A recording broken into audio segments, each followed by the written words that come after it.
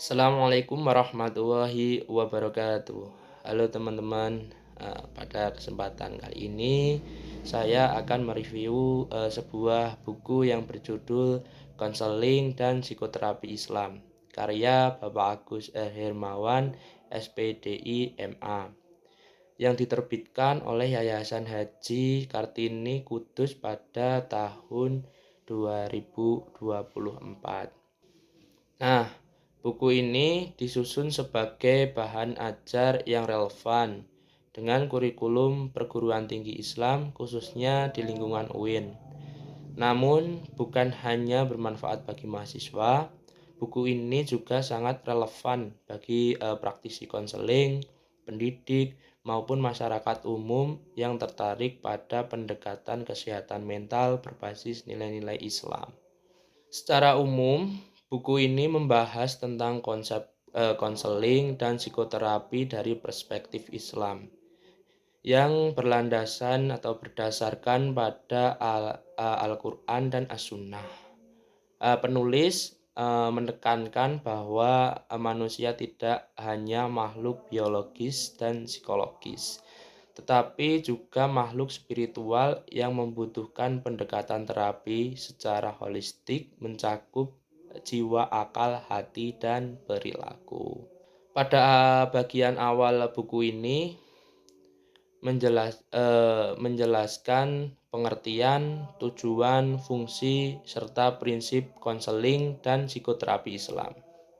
Di dalam buku ini dijelaskan bahwa konseling Islam tidak sekedar membantu individu menyelesaikan masalah, tetapi juga mengarahkan klien agar mampu mengembangkan potensi akal, keimanan, dan akidahnya. Konseling dan psikoterapi diposisikan sebagai ibadah karena bertujuan untuk mendorong sesama sesuai tuntunan wahyu. Selanjutnya, buku ini membahas hakikat manusia dan pandangan Islam. Manusia dipahami sebagai makhluk biologis, pribadi, sosial, dan religius. Penulis menegaskan bahwa banyak problem psikologis yang muncul karena ketidakseimbangan antara aspek-aspek tersebut, terutama ketika manusia jauh dari nilai spiritual. Oleh karena itu, kebutuhan terhadap terapi dan konseling dalam Islam menjadi sangat penting, khususnya untuk mengatasi stres, kecemasan, kegelisahan batin, dan krisis makna hidup. Buku ini juga membahas sejarah dan teknik psikoterapi Islam serta hubungannya dengan ilmu psikologi dan kesehatan modern. Penulis menunjukkan bahwa konsep penyembuhan jiwa telah dikenal sejak masa kejayaan Islam melalui tokoh seperti Imam Al-Ghazali dan Ibnu Hazim Al-Juziyah. Psikoterapi Islam tidak menolak pendekatan ilmiah modern, tetapi justru mengintegrasikannya dengan nilai spiritual dan moral. Salah satu bagian yang menarik adalah pembahasan mengenai metode dan teknik psikoterapi Islam seperti terapi doa, zikir, tilawah Al-Quran, tazkiyatun nafs, ruqyah, ibadah, dan pembinaan akhlak. Teknik-teknik ini diyakini mampu menyentuh akar permasalahan jiwa manusia, bukan hanya gejalanya saja. Dengan kata lain, psikoterapi Islam berupaya untuk menyembuhkan sekaligus menyucikan jiwa. Selanjutnya, buku ini juga menjelaskan tentang konsep sehat dan sakit dalam Islam, yang tidak hanya diukur dari kondisi fisik, tetapi juga mental, sosial, dan spiritual.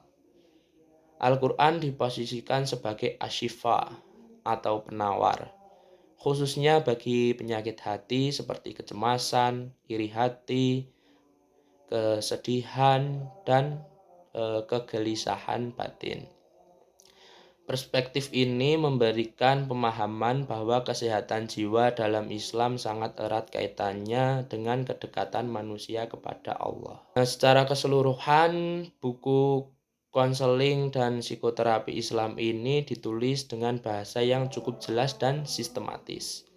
Kelebihan buku ini terletak pada pendekatan integratif antara psikologi modern dan nilai-nilai Islam. Sehingga pembaca tidak hanya memahami teori, tetapi juga mendapatkan panduan praktis dalam penerapannya.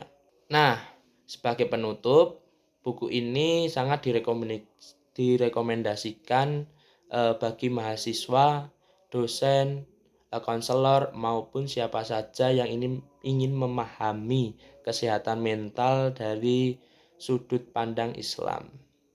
Buku ini mengingatkan kita bahwa penyembuhan jiwa tidak hanya membutuhkan teknik psikologis, tetapi juga keimanan, ibadah, dan akhlak yang baik.